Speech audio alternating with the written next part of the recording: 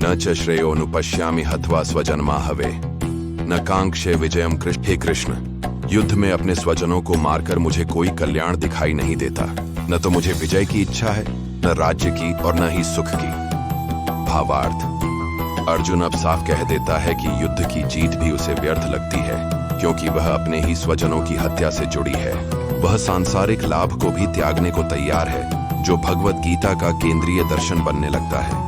किम no राज्येन Govind किम भोगैर जीवितेन वा ये सामर्थ्य कांक्षितम नो राज्यम भोगा सुखानि च। आस हे गोविंद, हमारे लिए राज्य, भोग और जीवन भी व्यर्थ है, क्योंकि जिनके लिए ये सब चाहिए थे वे ही अब युद्ध भूमि में खड़े हैं।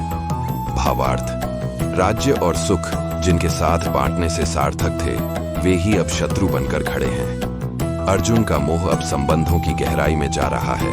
त इमेव स्थिता युद्ध प्राणांस त्यक्त्वा धनानि च आचार्याः पितरः पुत्रास्तथैव च पितामहः। यहाँ मेरे आचार्य, पितर, पुत्र और पितामह युद्ध के लिए खड़े हैं। ये अपने प्राण और धन छोड़ने को तैयार हैं। भावार्थ, अर्जुन अपने सामने खड़े अपने प्रियजनों को युद्ध के लिए उत्सुक देख रहा है। यह उसकी भावनात्मक पीड़ा को और बढ़ाता है। मातुला श्वशुराः पौत्रा श्याला संबंधिनस्तथा एतान्न हन्तुमिच्छामि घ्नतोपि मधुसूदन। हे मधुसूदन, मैं अपने मामाओं, ससुरों, पौत्रों, सालों और अन्य संबंधियों को यदि वे मुझे मारना चाहें, मारना नहीं चाहता। भावार्थ, अर्जुन का मोह अब अहिंसा की भावना में बदलने लगता है, जहां वह यहां तक कहता है कि अगर वे उसे मार भी दें तो भी वह उन्हें नहीं मारेगा। अपि त्रैलोक्य राज्यस्य हेतो किन्नु मही कृते निहत्य धार्त राष्ट्रान्नः का प्रीतिः स्यात् जनार्दन। हे जनार्दन, यदि तीनों लोगों का राज्य भी मिले तब भी मैं इन्हें मारना नहीं चाहता। भावार्थ, अर्जुन अब युद्ध को किसी भी मूल्य पर अस्वीकार करता है। स्वर्ग, पृथ्वी या तीनों लोगों का राज्य भी यदि मिले तब भी वह अपने सगे संबंधियों को मारने का पाप नहीं करेगा। पाप में वाश्रयेदस्मान् हत्वैतानाततायिनः तस्मान् नार्हा वयम हन्तुम धार्तराष्ट्रान् स्वबान्धवा।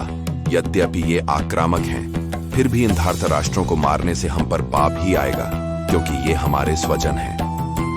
भावार्थ, अर्जुन अब नीति और धर्म का तर्क देता है कि भले ही शत्रु आक्रामक हो, फिर भी उन्हें मारना अधर्म होगा, क्योंकि वे स्वजन हैं। यह युद्ध से पूर्ण विरक्ति का भाव है। कठम न झेयम अस्माभिः पापादस्मान् निवर्तितुम कुलक्षय कृतम दोषम प्रपश्यद्भिर्जनार्दन। हे जनार्दन, जो कुल का नाश करने में दोष देखते हैं उन्हें इस पाप से दूर रहना क्यों नहीं चाहिए। भावार्थ, अर्जुन यहाँ युद्ध के सामाजिक और पारिवारिक परिणामों की चिंता कर रहा है। कुल नाश और उसके दुष्परिणाम। कुलक्षये प्रणश्यन्ति कुल धर्मा सनातना धर्मे नष्टे कुलम कृत्स्नम धर्मोभिभवत्युत। कुल के नष्ट होने से उस कुल के सनातन धर्म नष्ट हो जाते हैं और धर्म के नाश से अधर्म उस कुल पर छा जाता है। भावार्थ, यहाँ अर्जुन धर्म और अधर्म के संतुलन की चिंता व्यक्त करता है। वह कहता है कि युद्ध केवल लोगों की हत्या नहीं करेगा, बल्कि सामाजिक और आध्यात्मिक व्यवस्था को भी नष्ट करेगा। अधर्माभिभवात् कृष्ण प्रदुष्यन्ति कुलस्त्रियः स्त्रीषु दुष्टासु वार्ष्णेय जायते वर्ण संकरः। हे कृष्ण, अधर्म के प्रभाव से कुल की स्त्रियां दूषित होती हैं और स्त्रियों के पतन से वर्ण संकर संतान उत्पन्न होती है। भावार्थ, यह श्लोक समाज में स्त्रियों की गरिमा और उसके संरक्षण की बात करता है, और यह भी कि उनका पतन सामाजिक व्यवस्था को बिगाड़ सकता है। संकरो नरकायैव कुलघ्नानां कुलस्य च पतन्ति पितरो हेषां लुप्तपिण्डोदक क्रिया। वर्णसंकर उत्पन्न होने से उस कुल के पुरुष और उनके पितर नरक को प्राप्त होते हैं, क्योंकि उनके लिए पिंड जल की क्रिया नष्ट हो जाती है। भावार्थ, अर्जुन यह संकेत करता है कि सामाजिक और धार्मिक रीति रिवाजों का विघटन पितरों की गति को भी बाधित कर देता है। यह उनका गहन धार्मिक दृष्टिकोण है।